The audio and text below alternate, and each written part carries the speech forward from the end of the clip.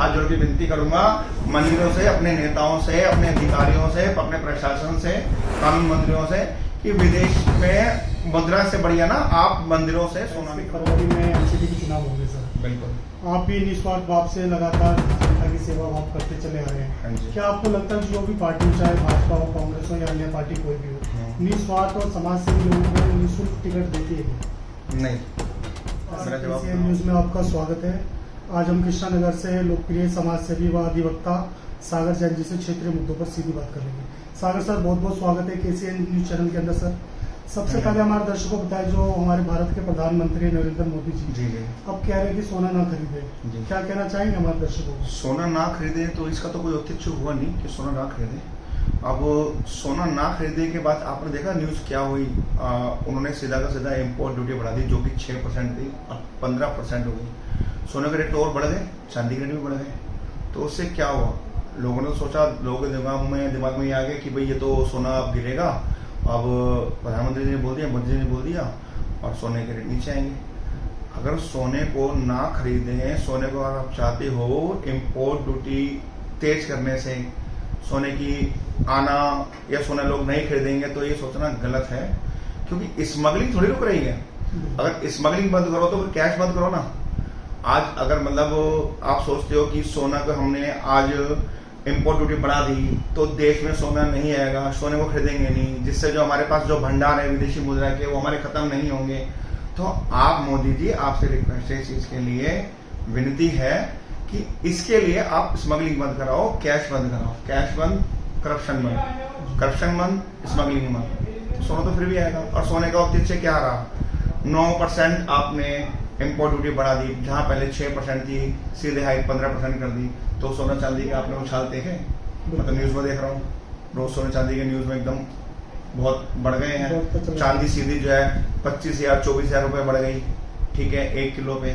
सोना सीधा जो है आपका 10,000 रुपये तोला बढ़ गया। तो ये क्या, तो वहां आपने तो कह दिया कि सोना चांदी मत खरीदो।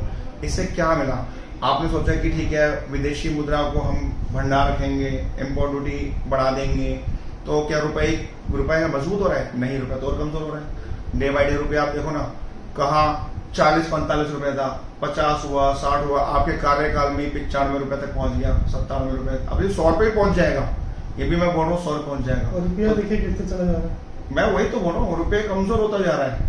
कहा 1947 में 1 रुपया और 1 डॉलर एक बराबर था। आज डॉलर एक परचेज करने के लिए 96 रुपए जा रहे हैं। तो क्या फायदा होगा, हिंदुस्तान की तो इकोनॉमी कमजोर हो रही है। तो ये शायद कुछ पढ़े लिखे लोग ही समझ पाते हैं, अनपढ़ तो जो नहीं समझ पाएंगे वो नहीं समझ पाएंगे। जिनको इसके देश के बारे में पता नहीं, जो गरीब तबके बंदे हैं, उनको क्या मतलब देश से, उनको क्या मतलब इकोनॉमी से, वो बस आप ये देखो देश तो फिर भी परेशान हो रहा है। हाँ, आप ये देखो मंदिरों में कितना भंडार भरा हुआ है, वैष्णो देवी मंदिर में, आप सोना वहां का निकलवाओ ना।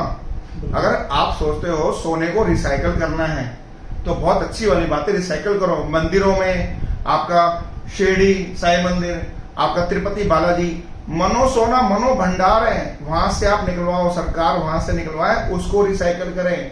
वो घरेलू मुद्रा, आपकी घरेलू सोना चांदी ये निकलवाए, तब आपको देखो इस चीज के लिए कीमत कहाँ आएगी।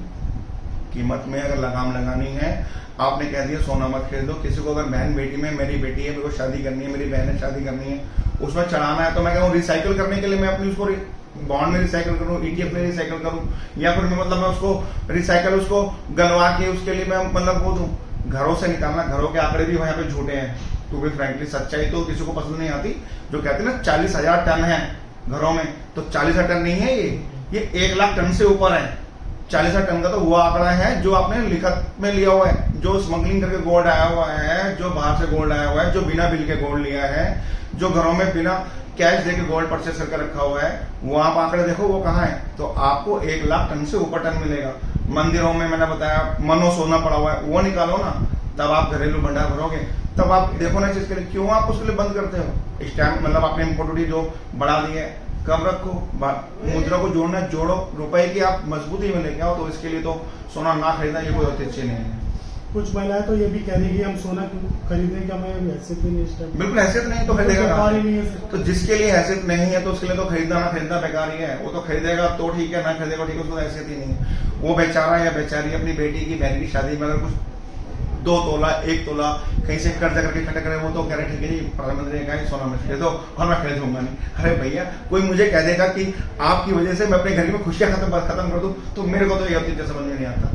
अरे प्रधानमंत्री जी, या मैं अपने देश की सरकार से हाथ जोड़ के विनती करूंगा, मंदिरों से, अपने नेताओं से, अपने अधिकारियों से, अपने प्रशासन से, कानून मंत्रियों से, कि विदेश में मुद्रा से बढ़िया ना आप मंदिरों से सोना निकलवाओ।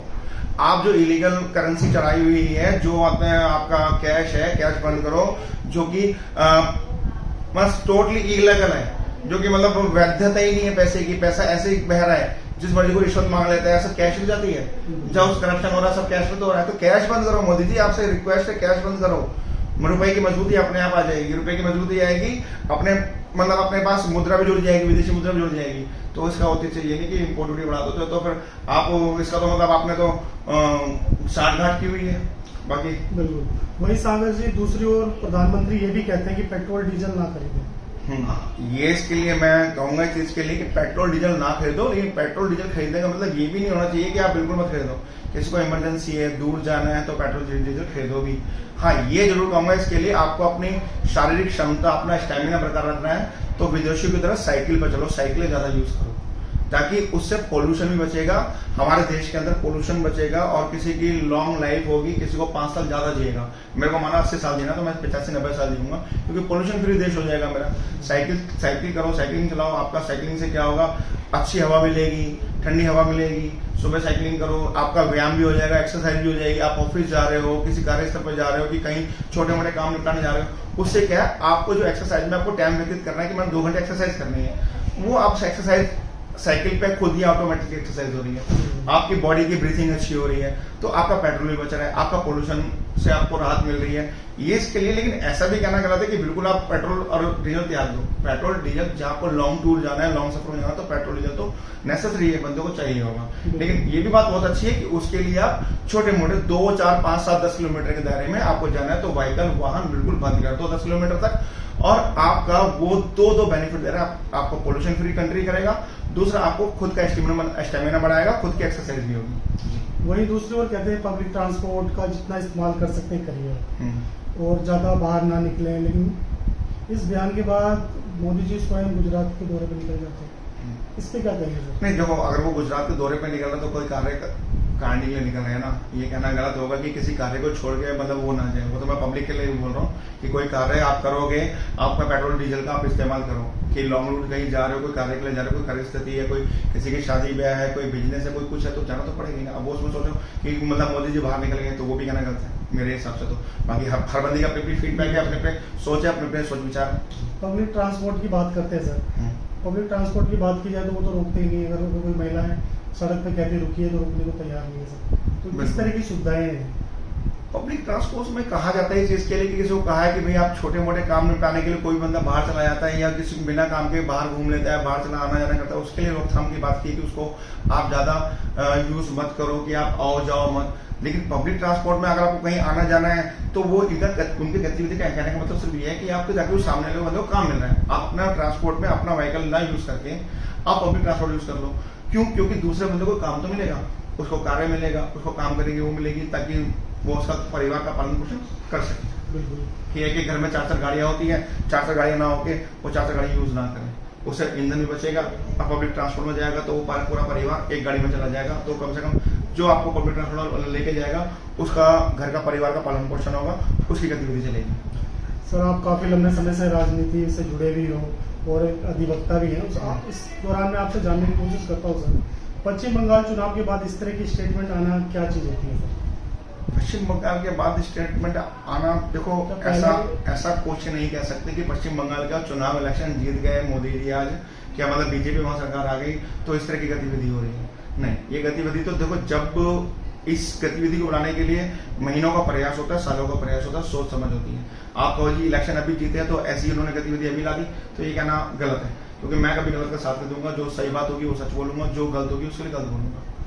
वही प्रियंका गांधी कहती है जो भारत के प्रधानमंत्री है वो कायर है, इसको लेकर क्या? नहीं, ये कहना मतलब गलत है, और मतलब ऐसा कहना भी नहीं चाहिए कि प्रधानमंत्री कायर है। प्रधानमंत्री कायर होते तो शायद यहाँ तक आज देश नहीं पहुंच पाता कि वो 2014 से कंटिन्यू आप यहाँ पे चलाए जा रहे हैं देश को, तो आप सोचो कि वो कह रहे हैं नहीं, इस चीज को कहना गलत है। हर इंटरव्यू में सर आप कहते आए कि कैशलेस होना चाहिए, कैशलेस हाँ। अगर हो तो ज्यादा बेनिफिट है। बहुत ज्यादा बेनिफिट है, कैशलेस हो तो बहुत ज्यादा बेनिफिट है। आप ये सोचना बेकार है इस चीज के लिए। अब हमारी जुडिशरी में भी आप कह देते हैं चीज में कि आपको पता है, जज साहब भी बोल देते हैं कि आईटी सेक्शन 269 के अकॉर्डिंग कैश 20,000 रुपए से लेना और देना इनवैलिड है, मतलब गलत है। लेकिन जजिस क्या, मैं आप प्रशासन के बंदे हो, मंत्री हो, संतरी हो, नीचे से लेकर ऊपर तक हो, करोड़ों रुपए का मकान लेते हैं, तब वो कैश नहीं देते हैं। क्योंकि बॉस इज ऑलवेज राइट वाली बात होती है ना, कि बॉस तो ऑलवेज राइट है। अगर बॉस गद्दी बैठा तो वो जो कह रहा है वो सही है, मानना पड़ेगा। तो ऐसा कहना गलत है। तो ये नेता हो, अभिनेता हो, मंत्री हो, जज हो, प्रशासन का कोई बंदा हो, तो वो भी घर खरीदते हैं। अब 2 करोड़ रुपया घर खरीदते हैं ना, तो 50 लाख रुपए नंबर 1 के देते हैं, 1.5 करोड़ रुपए नंबर ब्लैक के देते हैं। तो वो कैसे यूज करते हैं, और वो भी कहीं कुछ लेन देन करते हैं, तो वो भी 2-2 लाख रुपए कैश, 1-1 लाख रुपए कैश लेन देन करते हैं। लेकिन ये कहना सिर्फ उनको सीट पे ही आता है कि आईटी सेक्शन 269 के अकॉर्डिंग 20,000 रुपए से लेना, कैश देना अपराध है, गलत है, नहीं है। तो ये चीजें और तिरछे वाली नहीं है।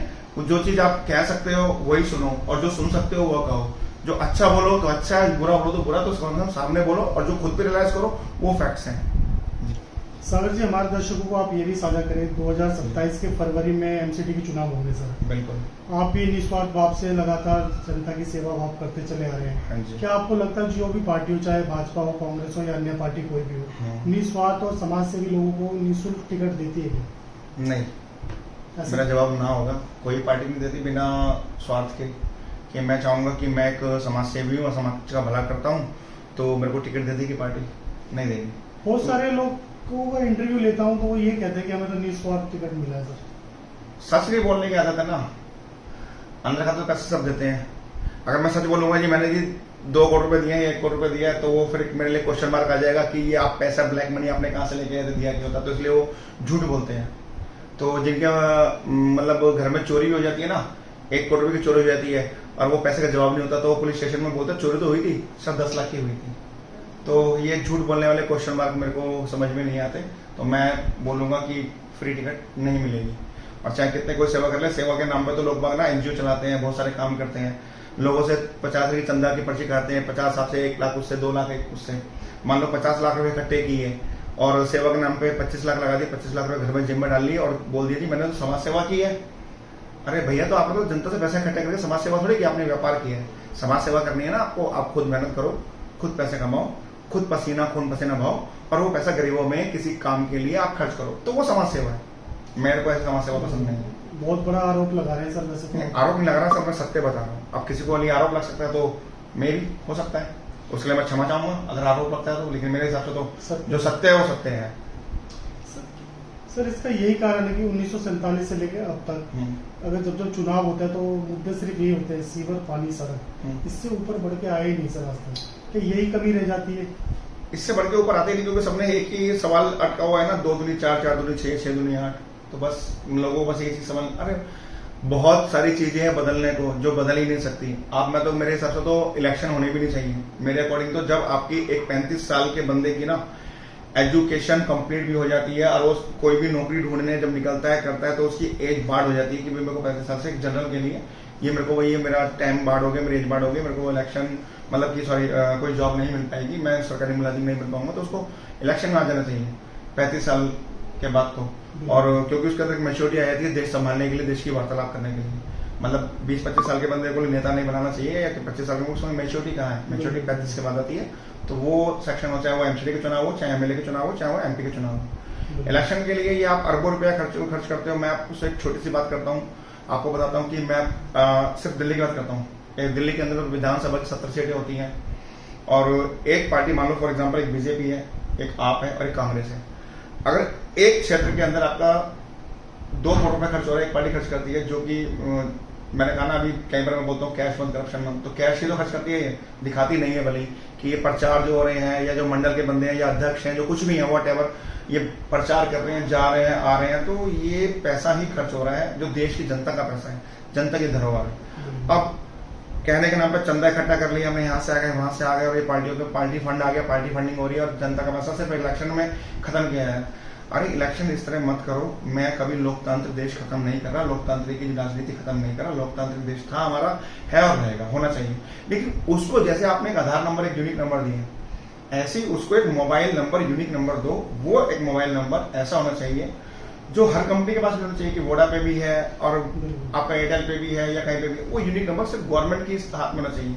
वो यूनिक नंबर से आपका बैंक अकाउंट ओपन होना चाहिए, वो यूनिक नंबर से आपका मोबाइल चलना चाहिए, वो यूनिक नंबर से आपका आधार कार्ड होना चाहिए। मतलब वो यूनिक नंबर ऐसा होना चाहिए, उसी से आप वोट देंगे, इलेक्ट्रॉनिक वोट। आपने वोट दिया, ठीक है भाई, वो नंबर कोई यूज भी नहीं करेगा, आप यूज करेंगे तो उससे क्या होगा, जनता की भीड़ भाड़ खत्म हो जाएगी। और जो मान लो बंदा कहते हैं मेरे तो इलेक्शन जो हुए थे 70% वोटिंग हुई है या 75% वोटिंग हुई है, तो उससे आपकी वोटिंग भी 100% होगी। क्यों? क्योंकि मान लो फॉर एग्जांपल मेरी मम्मी की तबीयत खराब है, मैं बॉम्बे गया मम्मी का इलाज कराने के लिए, और आज इलेक्शन का दिन है तो मैं वोट तो डालने जा नहीं पाऊंगा, तो एटलीस्ट वो यूनिक नंबर मेरे मोबाइल पास होगा तो मैं उस पर वोटिंग कर सकता हूँ, आसानी होगी। उससे क्या होगा, एक वो स्थिति खत्म हो जाएगी कि मैं 100% वोटिंग हो जाएगी, और एक वो स्थिति खत्म हो जाएगी जो एक ही मकान के एड्रेस पे 20 वोट आधार कार्ड बने होते हैं, नकली आधार कार्ड बन जाता है, वोटिंग देने के टाइम पे वो यूज हो जाते हैं, वो स्थिति भी खत्म हो जाएगी। दूसरा जो मैंने बताया कि वो खुद वोट दे देगा, तो ये इलेक्शन के कैंप लगते हैं, स्कूलों में वोटिंग होती है, खर्चे होते हैं, पूरा भीड़ भाड़ हो जाती है, पूरा मेला सा लग जाता है, तो ये जो अरबों खबर का खर्चा हो जाता है, ये आप कैलकुलेट करोगे। अब हमारे देश के अंदर आप देखो इस चीज के लिए कि 70 विधानसभा की सीटें एक नॉर्मल बात है, तो 70 इंटू आपको ये देखो, मैंने आपको बताया आप एक पार्टी होगी, कांग्रेस की एक पार्टी होगी, आपका बीजेपी एक पार्टी होगी, बाकी मतलब छोटे मोटे निर्दलीय समझ लो, तो आप 2 करोड़ रुपए एक पार्टी खर्च करती है विधानसभा के सीट के लिए, तो इंटू 5 कर लेते हैं, ठीक है, तो 10 करोड़ रुपए हो जाते हैं। 10 करोड़ रुपए एक सीट के लिए, एक विधानसभा के लिए, मान लो कृष्णानगर विधानसभा तो 1 सीट हो गई, ठीक है, विश्वासनगर विधानसभा तो 2 सीट हो गई, 70 सीट से कैलकुलेट करते हैं तो 10 करोड़ इंटू 70 सीटें 700 करोड़ रुपए होता है सर, 700 करोड़ रुपए। और हमारे पास 30 स्टेट है, तो सब जगह इलेक्शन होना है, तो 700 इंटू 30 21,000 करोड़ रुपया, 21,000 करोड़ रुपया खर्च होता है, तो इंटू 3, क्योंकि 3 बार साल में इलेक्शन होते हैं, तो मोटा मोटी रफली मैंने कैलकुलेट कर लिया, तो 63,000 करोड़ 63,000 करोड़ जो पैसा खर्च हो रहा है वो देश की स्थिति के लिए खर्च हो रहा है, देश के लोगों के लिए काम आना चाहिए, देश में जुड़ना चाहिए, वो चीज, वो कितना नुकसान हो रहा है, वो चीज से बचो ना। बहुत अच्छी बात रखी सागर सर। सागर सर, जाते जाते हमारे दर्शकों को साझा करेंगे अंत में आप? मैं सबको यही साझा करना चाहूंगा कि जो भी वोट दे, आगे आने वाले इलेक्शन में अच्छा अनुभवी अच्छे लोगों को ही वोट दें, ताकि आपका वोट खराब ना जाए, और देश का पैसा जितना बचा सको बचाओ, देश का संकट ना आए उसके लिए आप हमेशा खड़े रहो। जय भारत माता की, जय हिंद। बहुत बहुत धन्यवाद जैन सर, आपका भी आपने समय निकाल के हमसे बात की सर, शुक्रिया, धन्यवाद सर।